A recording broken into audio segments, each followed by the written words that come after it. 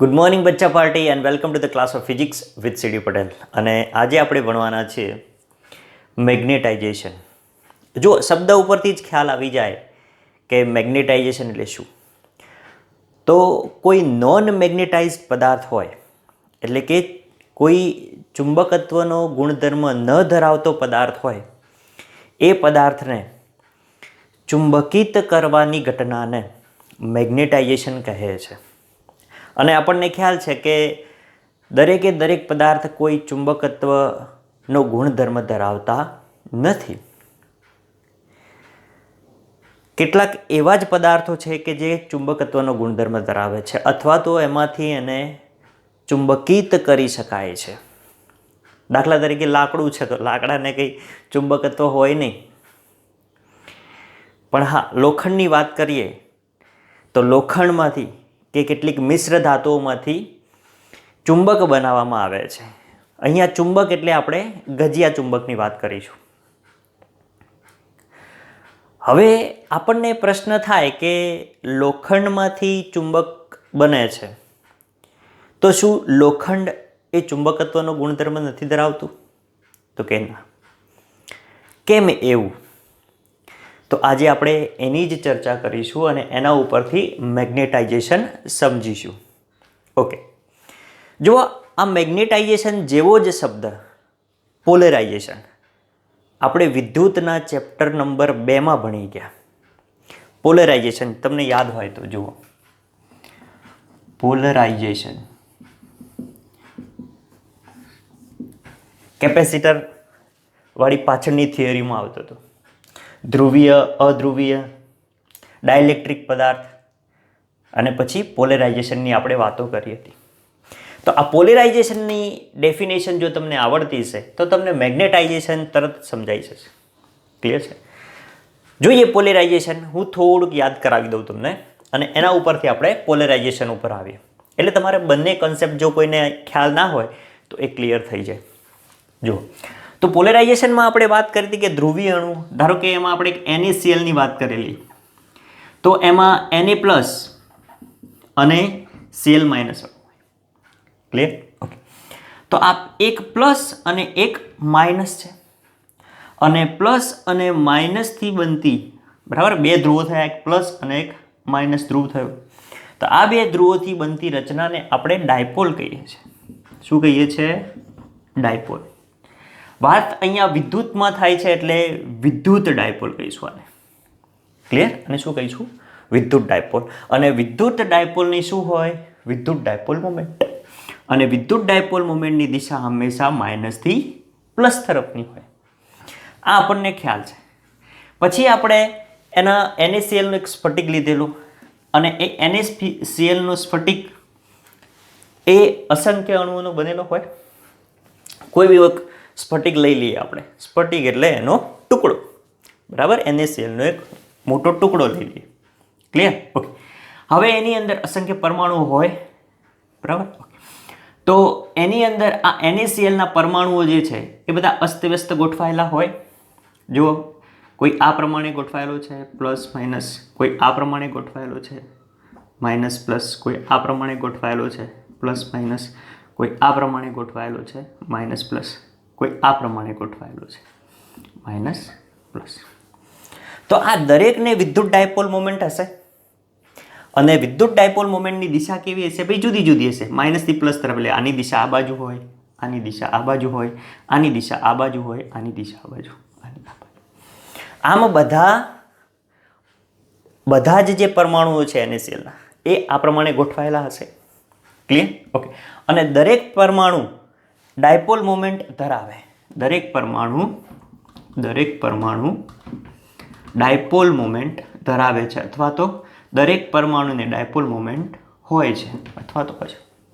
Clear? પરંતુ આખા સ્ફટિકની વાત કરીએ, બરાબર, તો આખા સ્ફટિકની અથવા તો આ પદાર્થની કુલ ડાયપોલ મોમેન્ટ અથવા તો પરિણામી ડાયપોલ મોમેન્ટ કેવી થઈ જશે? શૂન્ય. પરિણામી ડાયપોલ મોમેન્ટ કેવી થઈ જાય? શૂન્ય. કારણ કે આ બધી ડાયપોલ મોમેન્ટ જે છે એ બધી કેવી હોય? અસ્તવ્યસ્ત ગોઠવાયેલી હોય. આ બધી ડાયપોલ મોમેન્ટ અસ્તવ્યસ્ત ગોઠવાયેલી હોય, બરાબર. તો અહીંયા આગળ નેટ ડાયપોલ મોમેન્ટ જે છે એ કેવી મળે છે? પી નેટ લખીએ આપણે, કેવી મળે છે? 0 મળે છે. પછી આપણે આ જ સ્ફટિકને કેપેસિટરની 2 પ્લેટો વચ્ચે મૂકતા હતા.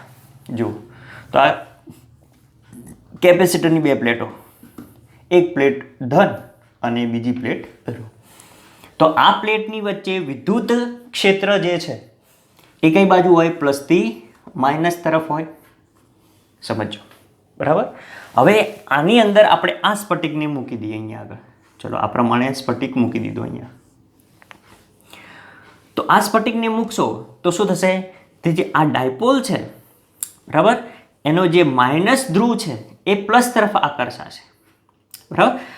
બીજી વસ્તુ સમજાવી દઉં તમને અહીંયા આગળ કે કોઈ પણ વિદ્યુત ક્ષેત્ર આપેલું છે, સમાન વિદ્યુત ક્ષેત્રમાં આપણે ધારો કે ડાયપોલ મૂકીએ છીએ, આ માઇનસ છે અને આ પ્લસ છે, બરાબર.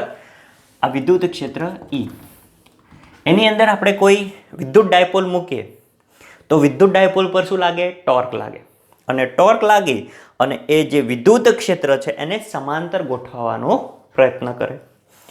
તો એ જ વસ્તુ અહીંયા આગળ થશે કે આ બધી જે ડાયપોલ્સ છે એ બધી ડાયપોલ છે એ વિદ્યુત ક્ષેત્ર, આ શું છે? વિદ્યુત ક્ષેત્ર. એ વિદ્યુત ક્ષેત્રની દિશામાં ગોઠવવાનો પ્રયત્ન કરશે. એટલે અહીંયા જુઓ માઇનસ પ્લસ, બરાબર. પણ કેવી રીતે? તો આ માઇનસ છે એ પ્લસ તરફ રહેશે અને આ પ્લસ છે એ માઇનસ તરફ રહેશે. જો આ પ્રમાણે માઇનસ પ્લસ. ક્લિયર? આમ અહીંયા જે ડાયપોલ મોમેન્ટ છે એ એક જ દિશામાં ગોઠવાનો પ્રયત્ન કરે છે. અને જો એક જ દિશામાં ગોઠવાશે તો અહીંયા આગળ પરિણામી ડાયપોલ મોમેન્ટ કંઈક મળશે આપણને.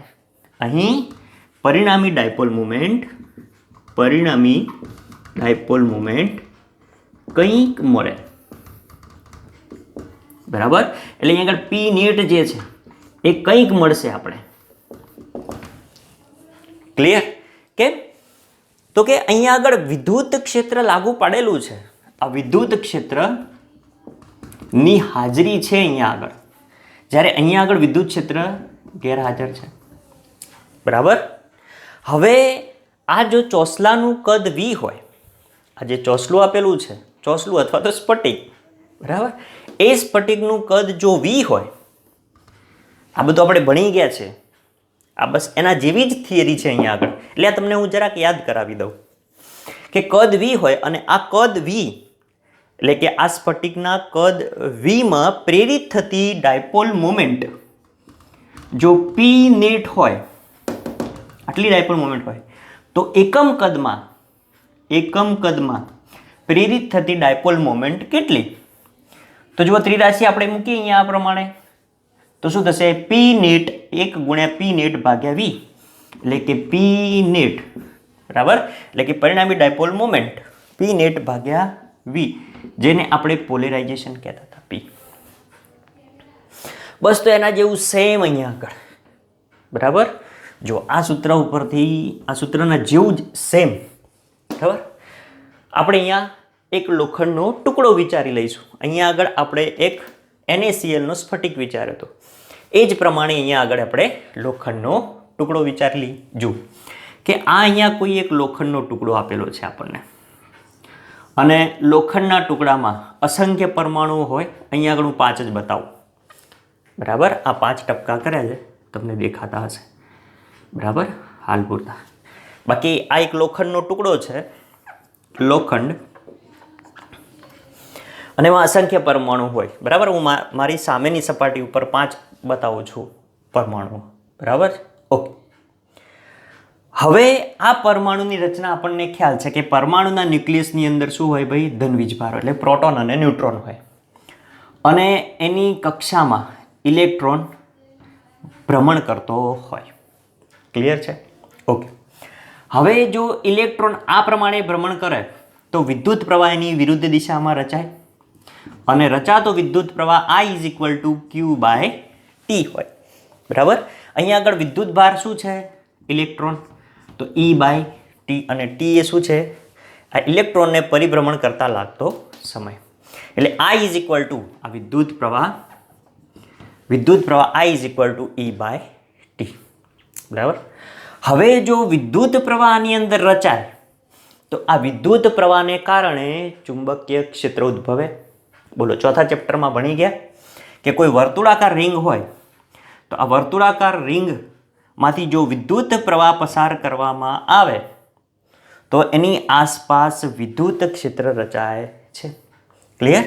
અને પછી આપણે અક્ષ પરના કોઈ P બિંદુએ વિદ્યુત ક્ષેત્ર શોધી કાઢેલું કે વિદ્યુત ક્ષેત્ર B બરાબર અક્ષ પરના કોઈ બિંદુએ, બોલો યાદ છે કોઈને? કેટલું થાય? μ0 NIA², જ્યાં એ શું છે? આની ત્રિજ્યા. ધારો કે ત્રિજ્યા આપણે R લઈ લઈએ તો R² અને છેદમાં 2A² + x².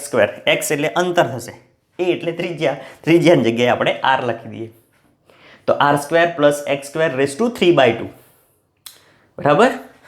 પછી કેન્દ્ર જોડે આવે, બરાબર. જો કેન્દ્ર પાસે લેવું હોય તો કેન્દ્ર પાસે શું થાય? ચુંબકીય ક્ષેત્ર B બરાબર μ0 I/2R, આવું સૂત્ર. ક્લિયર? જો આ બિંદુ પાસે સૂત્ર બનશે B બરાબર μ0 NIA². એની જગ્યાએ આપણે અહીંયા R લીધો છે તો R² છેદમાં 2R² + x², જ્યાં x એ શું છે? અહીંયાથી અંતર, ⁵3/2, બરાબર. જો આ અંતર ઘટાડીને અહીંયા કેન્દ્ર પાસે લાવી દો તો આ x નીકળી ગયો, બોલો નીકળી જાય. આ R² જશે, અહીંયા R³ થશે અને અહીંયાથી સ્ક્વેર જતો રહેશે એટલે એક R વધશે. પણ અહીંયા આગળ જો આંટો એક જ છે એટલે n પણ નીકળી જશે અહીંયાથી, બોલો અહીંયાથી R પણ નીકળી જશે, એક R નીકળી જશે. તો બોલો આ ઇક્વેશન આવી ગયું. B બરાબર μ0 I/2R કેન્દ્ર પાસે. ક્લિયર? ઓકે. અને કેન્દ્ર પાસે ચુંબકીય ક્ષેત્ર આપણને આટલું મળે. ક્લિયર? ઓકે. હવે એ ચુંબકીય ક્ષેત્રની દિશા કઈ મળે? તો આપણને ખ્યાલ છે કે ભાઈ આંગળીઓનો નિયમ, પેલો જમણા હાથની આંગળીનો નિયમ, કે જો આ પ્રમાણે વર્તુળાકાર કોઈ રિંગ હોય તો રિંગ ઉપરથી વહેતો પ્રવાહ I હોય તો પ્રવાહની દિશામાં આંગળીઓ રાખવાની, બરાબર, અને અંગૂઠાની દિશામાં તમને ચુંબકીય ક્ષેત્ર મળે. તો આનું ચુંબકીય ક્ષેત્ર, ધારો કે આ પ્રમાણે રિંગ હોય તો આનું ચુંબકીય ક્ષેત્ર આ પ્રમાણે B મળે. ક્લિયર? અને આપણને ખ્યાલ છે કે ચુંબકીય ક્ષેત્ર B ની દિશામાં જ ચુંબકીય ડાયપોલ મોમેન્ટ હોય. ચુંબકીય ડાયપોલ મોમેન્ટની દિશા પણ એ જ થાય, બરાબર. એનું સૂત્ર આપણે આ પ્રમાણે છે, આ પ્રમાણે આગળ ભણી ગયા ચોથા ચેપ્ટરમાં કે B બરાબર 2μ0 m/4πr², ક્લિયર? જ્યાં m એ શું છે? મેગ્નેટિક ડાયપોલ મોમેન્ટ m, બરાબર. ચુંબકીય ડાયપોલ મોમેન્ટ m, અને m ની દિશામાં જ ચુંબકીય ક્ષેત્ર હોય. તો બોલો અહીંયા આગળ વિદ્યુત પ્રવાહ મળશે, બરાબર, જેના કારણે ચુંબકીય ક્ષેત્ર મળે છે, બરાબર. એનો મતલબ કે આ ચુંબકીય ડાયપોલ મોમેન્ટ પણ ધરાવે છે અને ચુંબકીય ડાયપોલ મોમેન્ટની દિશામાં ચુંબકીય ક્ષેત્ર હોય. ક્લિયર? જો સમજો, આ જ વસ્તુ ઉપરથી હું અહીંયા લઈ જાઉં તમને. ક્લિયર? ઓકે. તો અહીંયા આગળ આ પરમાણુઓ મેં દર્શાવેલા છે, બરાબર. હવે આ પરમાણુઓમાં આ ઇલેક્ટ્રોન જે છે એ આ પ્રમાણે અસ્તવ્યસ્ત ગતિ કરતા હોય. લોખંડનો ટુકડો છે એટલે કોઈ આ પ્રમાણે ગતિ કરે, કોઈ આ પ્રમાણે ગતિ કરે, કોઈ આ પ્રમાણે ગતિ કરતો હોય, બરાબર, કોઈ આ પ્રમાણે ગતિ કરતો હોય, કોઈ આ પ્રમાણે ગતિ કરતો હોય, કોઈ બી લઈ લો ને, ધારો કે આ પ્રમાણે, બરાબર. તો આ દરેક ઇલેક્ટ્રોનથી પ્રવાહ રચાય છે અને એના કારણે મળતી ડાયપોલ મોમેન્ટની દિશા કેવી હોય? જુદી જુદી હોય, બરાબર. ધારો કે આમ હોય તો ચુંબકીય ક્ષેત્ર આમ હોય, ચલો આ બાજુ હશે, ચલો આનું આ બાજુ હશે, આનું આ બાજુ હશે, આનું આ બાજુ હશે, બરાબર, આનું આ બાજુ હશે. સમજી લઈએ આપણે, બરાબર. આમ શું થશે? તો આની ડાયપોલ મોમેન્ટ કેવી હોય ભાઈ? અસ્તવ્યસ્ત ગોઠવાયેલી હોય. તો એને કારણે પરિણામી ડાયપોલ મોમેન્ટ કેવી મળે? અહીંયા આગળ શૂન્ય મળે. લોખંડમાં પરિણામી ડાયપોલ મોમેન્ટ આપણને કેવી મળે? શૂન્ય મળે. અહીં દરેકે દરેક પરમાણુ ચુંબકીય ડાયપોલ મોમેન્ટ તો ધરાવે જ છે, પરંતુ અહીંયા ડાયપોલ મોમેન્ટની દિશાઓ કેવી છે? બધી અસ્તવ્યસ્ત છે. અને આ અસ્તવ્યસ્ત ડાયપોલ મોમેન્ટ હોવાને કારણે કુલ ચુંબકીય ડાયપોલ મોમેન્ટ આપણને શૂન્ય મળે છે. હવે આ પદાર્થને આપણે ચુંબકિત કરવો છે તો શું કરવું પડે? તો આ પદાર્થ પર ચુંબકીય ક્ષેત્ર લાગુ પાડવું પડે, જેમ અહીંયા આગળ આપણે વિદ્યુત ક્ષેત્ર લાગુ પાડતા હતા એ જ પ્રમાણે. ક્લિયર? તો હવે આના ઉપર ચુંબકીય ક્ષેત્ર લાગુ પાડો. ચુંબકીય ક્ષેત્ર લાગુ પાડવાનું એટલે કેવી રીતે? તો ધારો કે આ કોઈ પદાર્થ છે, બરાબર? આ લોખંડનો ટુકડો છે. હવે એના ઉપર ચુંબકીય ક્ષેત્ર આપણે લાગુ પાડવું છે. તો શું કરીશું?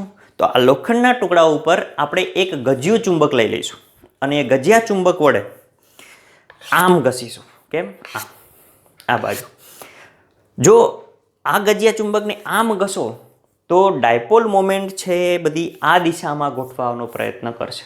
પછી આમ કરીને પાછું આમ કરશો, બરાબર? આમ ના કરાય, આમ નહીં તો શું થાય? આ બાજુ થશે ચુંબકીય ડાયપોલ મોમેન્ટ અને ફરી પાછી એ જ ડાયપોલ મોમેન્ટ આ બાજુ ગોઠવાય. એટલે કોઈ એક જ દિશામાં આ પ્રમાણે ગજિયા ચુંબકને આ લોખંડના ટુકડા સાથે ઘસે. એટલે આવું ઘસે એનો મતલબ શું થયું? તો આની અંદરનું જે ચુંબકીય ક્ષેત્ર છે એ આપણે લોખંડ ઉપર, લોખંડના ટુકડા ઉપર લાગુ પાડીએ છીએ, બરાબર? એટલે લાગુ પાડશો એટલે શું થશે? તો આની જે ડાયપોલ મોમેન્ટ છે એ ચુંબકીય ક્ષેત્રની દિશામાં ગોઠવવાનો પ્રયત્ન કરે છે, બરાબર? જેમ અહીંયા આગળ વિદ્યુત ક્ષેત્ર લાગુ પાડો તો વિદ્યુત ડાયપોલ જે છે એના ઉપર ટોર્ક લાગે અને એ વિદ્યુત ક્ષેત્રને સમાંતર ગોઠવવાનો પ્રયત્ન કરે. એ જ પ્રમાણે ચુંબકીય ક્ષેત્રની અંદર આપણે કોઈ ડાયપોલ મૂકી દઈએ તો એ પણ એના ઉપર શું થશે? ટોર્ક લાગશે અને આ ટોર્ક લાગીને એ ચુંબકીય ક્ષેત્રની દિશામાં ગોઠવવાનો પ્રયત્ન કરે છે. એટલે કે ચુંબકીય ક્ષેત્રને સમાંતર ગોઠવાનો પ્રયત્ન કરશે. ક્લિયર? અને બધી જ ડાયપોલ મોમેન્ટ્સ, આ બધી જ ડાયપોલ મોમેન્ટ જે છે, બરાબર, એ જો એક જ દિશામાં ગોઠવાય તો આપણને અહીંયા આગળ કઈક ચુંબકીય ડાયપોલ મોમેન્ટ મળે.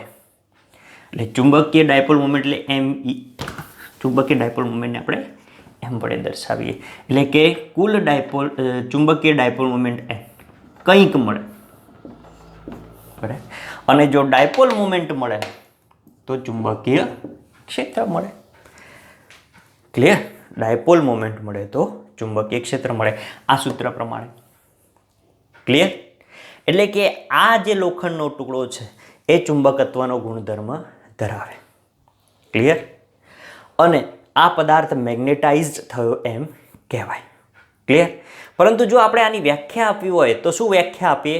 તો જો અહીંયા આગળ હમણાં કહ્યું હતું એ જ પ્રમાણે કે જો આ લોખંડના ટુકડાનું કદ v હોય, બરાબર, લોખંડના ટુકડાનું કદ v હોય તો આ v કદમાં પ્રેરિત થતી ચુંબકીય ડાયપોલ મોમેન્ટ જો m નેટ હોય, એટલે કે કુલ ચુંબકીય ડાયપોલ મોમેન્ટ, બરાબર, તો આ એકમ કદમાં પ્રેરિત થતી ચુંબકીય ડાયપોલ મોમેન્ટ કેટલી? ત્રિરાશિ મૂકી તો શું મળશે? જુઓ આ જ પ્રમાણે કે એકમ કદમાં પ્રેરિત થતી ચુંબકીય dipole moment net dipole moment બરાબર મેગ્નેટાઇઝેશન. જેમ એકમ કદમાં પ્રેરિત થતી વિદ્યુત ડાયપોલ મોમેન્ટને પોલરાઇઝેશન કહેતા હતા, એ જ પ્રમાણે એકમ કદમાં પ્રેરિત થતી કુલ ચુંબકીય ડાયપોલ મોમેન્ટને મેગ્નેટાઇઝેશન કહેવામાં આવે છે. બોલો, આવડે? એકદમ ઇઝી, સરળ. ઓકે, તો પહેલાં વ્યાખ્યા લખી દઈએ આપણે એની, બરાબર છે? ઓકે, ચલો હું પહેલાં ક્લિયર કરી નાખું. તો હવે આના ઉપરથી તમને ખ્યાલ આવી જ ગયો હશે કે મેગ્નેટાઇઝેશન એટલે શું. જો આપણે એની વ્યાખ્યા લખીએ એટલે વધારે ખ્યાલ આવે તમને કે ભાઈ એકમ કોઈ પદાર્થ માટે, અહીંયા લખીએ કે કોઈ પદાર્થ માટે એકમ કદમાં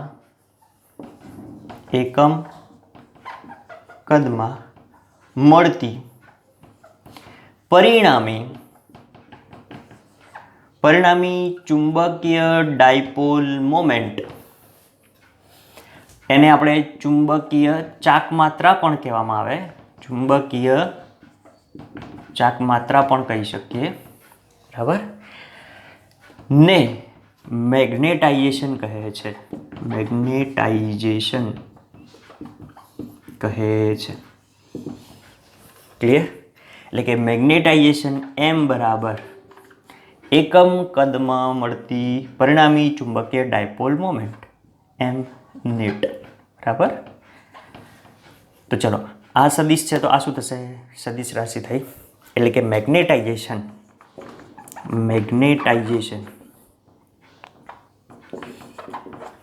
કેવી રાશિ છે? તો સદિશ રાશિ છે. ક્લિયર?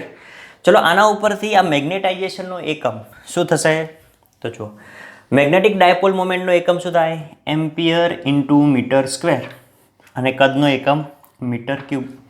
ચલો અહીંયા મીટર સ્ક્વેર ગયો અહીંયા આગળથી, એટલે 1 મીટર રહેશે. તો એકમ થશે એનો એમ્પિયર અપોન મીટર. તો એના પરથી પારિમાણિક સૂત્ર બને. પારિમાણિક સૂત્ર, ચલો દળ નથી એટલે m0, લંબાઈ l આપેલો છે, ઉપર જશે એટલે l-1, સમય નથી t0, અને એમ્પિયર એટલે a1. એટલે આને ડાયરેક્ટ આવું લખવું હોય તો પણ લખાય કે l-1 a1 પારિમાણિક સૂત્ર. મેગ્નેટાઇઝેશનનું પારિમાણિક સૂત્ર l-1 a1. ક્લિયર? ઓકે. અને આ મેગ્નેટાઇઝેશન એ કેવી રાશિ છે?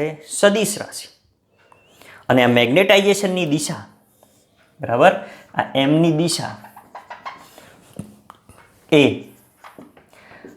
મેગ્નેટિક ડાયપોલ મોમેન્ટ એમની દિશામાં હોય. એમની દિશામાં હોય છે. ક્લિયર?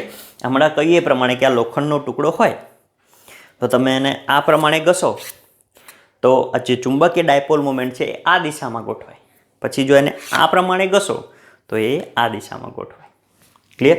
તો એની દિશામાં એ પદાર્થ એ મેગ્નેટાઇઝ થશે. ચલો, ક્લિયર? અહીંયા સુધી ખ્યાલ આવી ગયો હશે. બરાબર? એટલે આ રીતે કોઈ લોખંડના ટુકડાને આપણે મેગ્નેટાઇઝડ કરી શકીએ છીએ. ક્લિયર? ઓકે. ચલો બીજી વસ્તુ તમને સમજાવું, જે આગળ આપણે એક સૂત્ર તારવવાનું આવે જ છે કે આ જે લોખંડનો ટુકડો છે એને આપણે જો સોલેનોઇડમાં મૂકીએ, જો આ સોલેનોઇડ છે, બરાબર, એની અંદરથી I જેટલો વિદ્યુત પ્રવાહ વહે છે. I જેટલો વિદ્યુત પ્રવાહ વહે એટલે આની અંદર ચુંબકીય ક્ષેત્ર કેવું હોય ભાઈ? સમાન હોય. ચુંબકીય ક્ષેત્ર તો ઉદ્ભવે જ, સમાન ચુંબકીય ક્ષેત્ર ઉદ્ભવે. હવે આની અંદર તમે લોખંડનો ટુકડો મૂકી દો, ચલો, તો બોલો ભાઈ એ મેગ્નેટાઇઝ થશે? થશે, ઓફકોર્સ. બરાબર? કારણ કે આ બાજુથી આ દિશામાં છે ચુંબકીય ક્ષેત્ર.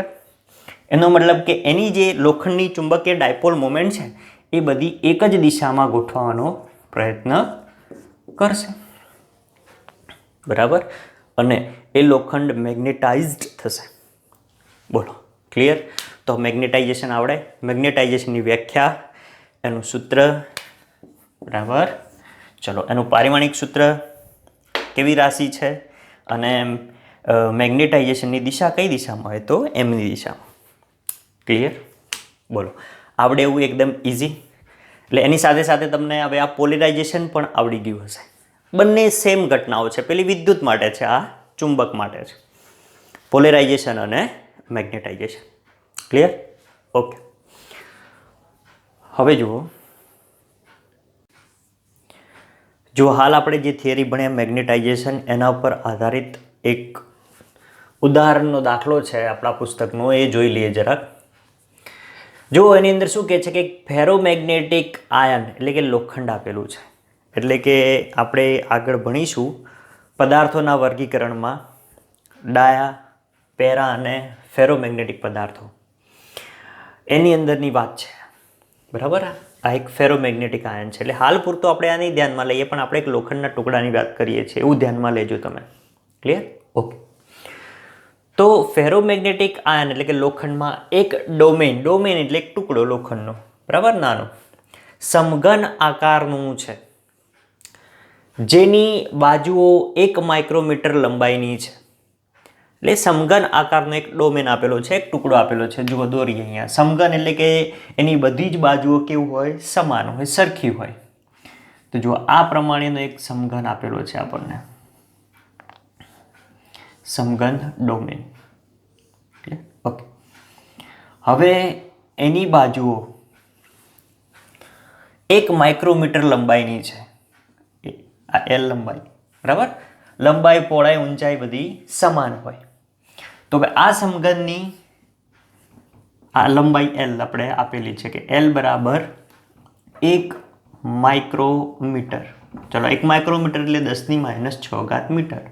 10⁻6 મીટર થશે. ક્લિયર? હવે આ ડોમેનમાં રહેલા આયન પરમાણુઓની સંખ્યા, ડોમેનની મહત્તમ શક્ય એવી ડાયપોલ મોમેન્ટ અને ડોમેનનું મેગ્નેટાઇઝેશન શોધો. 3 વસ્તુઓ આપણે અહીંયા આગળ શોધવાની થાય. એક તો આ ડોમેનમાં એટલે કે આ સમઘનમાં આ ટુકડામાં રહેલા આયન પરમાણુઓની સંખ્યા n શોધવાની, ડોમેનની મહત્તમ શક્ય એવી ડાયપોલ મોમેન્ટ શોધવાની છે આપણે, પરમાણુની સંખ્યા, ડાયપોલ મોમેન્ટ અને મેગ્નેટાઇઝેશન શોધવાનું છે.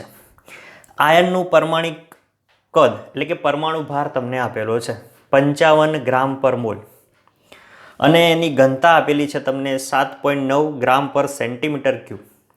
દરેક આયન પરમાણુની ડાયપોલ મોમેન્ટ તમને આપેલી છે કે 9.27 × 10⁻24 એમ્પિયર ઇન્ટુ મીટર સ્ક્વેર. બરાબર છે? ઓકે. તો અહીંયા આગળ તમને એક સમઘન આકારનો ડોમેન આપેલો છે, ટુકડો આપેલો છે. તો પહેલાં આપણે એનું કદ શોધી કાઢીએ. બરાબર? તો ચલો હવે એલ લંબાઈનો ટુકડો છે, સમઘન છે, તો આ ટુકડાનું કદ v બરાબર, ચલો કદ શું થશે આનું? લંબાઈ ગુણ્યા પહોળાઈ ગુણ્યા ઊંચાઈ એટલે એલ ક્યુબ થાય. બોલો, ક્લિયર? તો આ 10⁻6 મીટરનો ઘન કરો તો જે કદ મળે છે તમને, કદ v બરાબર એટલે કે એલ ક્યુબ બરાબર 10⁻6 × 18 એટલે -18 મીટર ક્યુબ. ચલો આ કદ મળી ગયું તમને આ ટુકડાનું. બરાબર? ઓકે.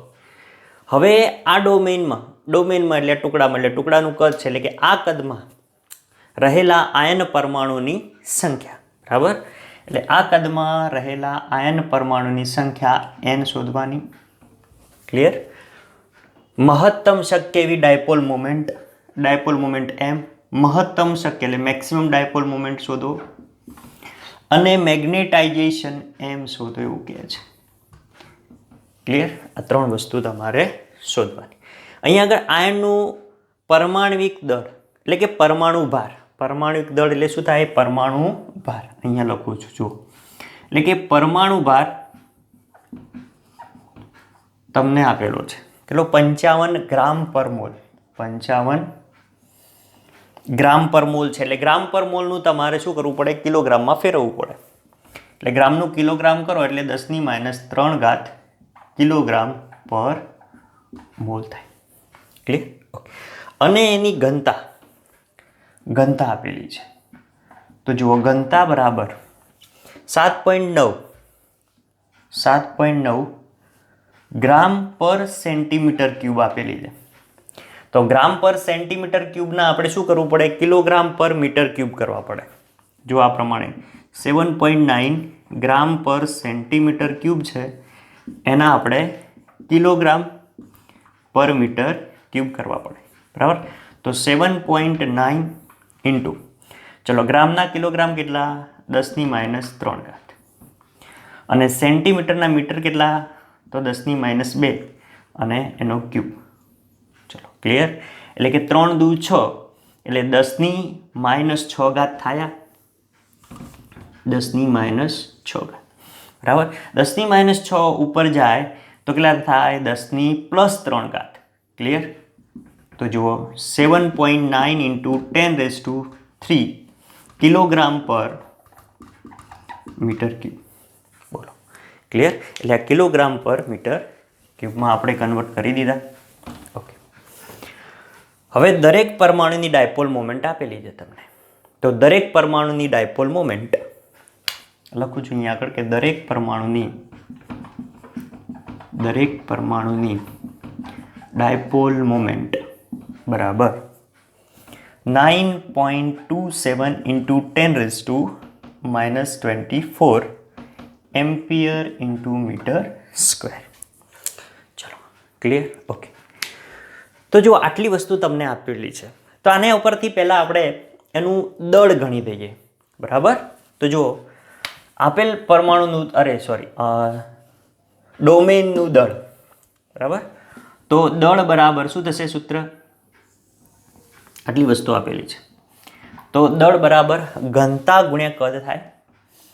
ઘનતા ગુણ્યા કદ, બરાબર. ઘનતા બરાબર દળ ભાગ્યા કદ છે ને, તો એના ઉપરથી દળ બરાબર ઘનતા ગુણ્યા કદ. ચલો, તો તમને ઘનતા આપેલી છે અહીંયા આગળ. કેટલી છે? આ રહી જુઓ, 7.9 × 10⁻³ ઇન્ટુ કદ. જુઓ, કદ આપણે અહીંયા હમણાં શોધ્યું, બરાબર. કેટલું છે? 10⁻18. તો બોલો, આનું સાદુરૂપ આપશો એટલે કેટલો આવે? 18 ને 3 એટલે 15 થાય. 15 3 18 એટલે 7.9 × 10⁻15, બરાબર. દળ એટલે કિલોગ્રામ.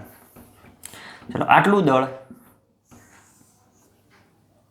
આ સમઘનનું થાય. બોલો, ક્લિયર? હવે આ દળમાં રહેલ પરમાણુની સંખ્યા આપણે શોધવી છે. કીધું છે ને કે આ ડોમેનમાં રહેલા પરમાણુની સંખ્યા, બરાબર. તો આપણે આ ડોમેનનું દળ આટલું છે. તો આ એમ દળમાં રહેલ પરમાણુની સંખ્યા, તો એના માટેનું સૂત્ર યાદ કરો. આપણે આગળના ચેપ્ટરમાં મેં તમને શીખવાડ્યું હતું, પહેલાં બીજા ચેપ્ટરમાં. તો શું થશે? તો એમ દળમાં રહેલ પરમાણુની સંખ્યા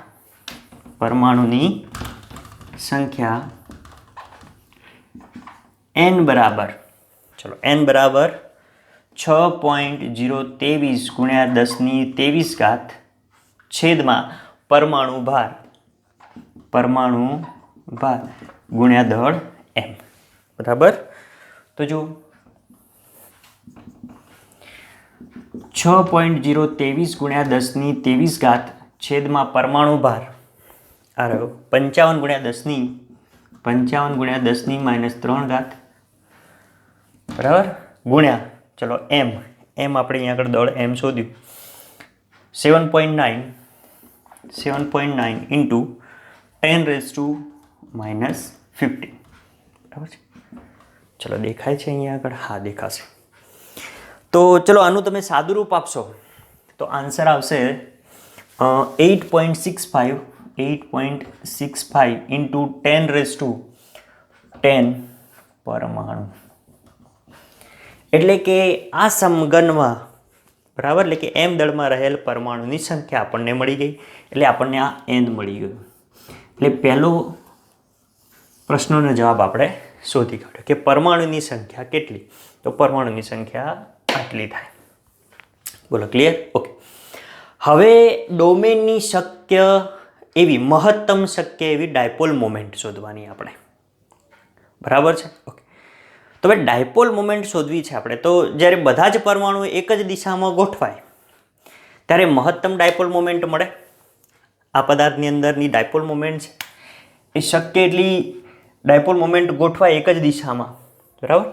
તો એટલી આપણને ડાયપોલ મોમેન્ટ મળે, એટલે મહત્તમ ડાયપોલ મોમેન્ટ મળે. ઓકે. હવે જો એક પરમાણુની ડાયપોલ મોમેન્ટ તમને આપેલી છે, એટલે દરેક પરમાણુની ડાયપોલ મોમેન્ટ આટલી આપેલી છે તમને, અને એની અંદર રહેલા પરમાણુની સંખ્યા આટલી છે. તો બોલો, મળી જાય ડાયપોલ મોમેન્ટની સંખ્યા. એટલે મહત્તમ ડાયપોલ મોમેન્ટ બરાબર આ એક પરમાણુની ડાયપોલ મોમેન્ટ ગુણ્યા n, એટલે કે n ગુણ્યા એક પરમાણુની ડાયપોલ મોમેન્ટ થાય. ક્લિયર? ઓકે. તો જો અહીંયા હું આ રકમ કાઢી નાખું, બરાબર, જેથી આપણને તકલીફ ના પડે. તો જો જ્યારે બધા જ અહીંયા લખું છું કે જ્યારે બધા જ પરમાણુ એક જ દિશામાં ગોઠવાય ત્યારે મહત્તમ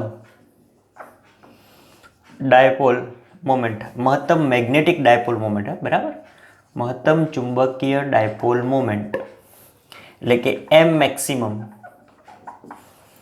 મેક્સિમમ બરાબર શું થશે?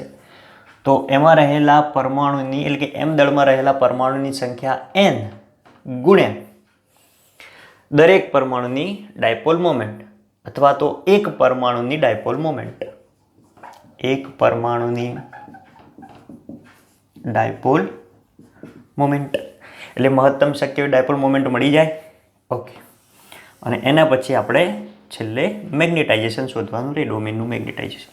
ક્લિયર? ઓકે, ચલો. તો n બરાબર શોધે આપણે લખી કાઢો અહીંયા આગળ કે 8.65 ઇન્ટુ 10⁻10 ગુણ્યા એક પરમાણુની ડાયપોલ મોમેન્ટ ક્યાં ગઈ 9.27 ઇન્ટુ 10⁻24.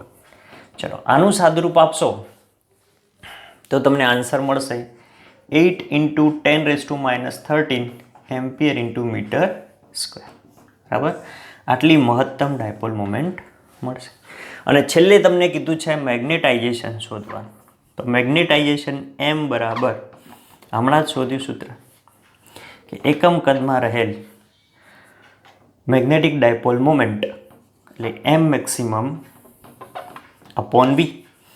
બોલો ચલો, તો કેટલી થાય 8 ઇન્ટુ 10⁻13 ભાગ્યા કદ શોધ્યું આપણે 10⁻18.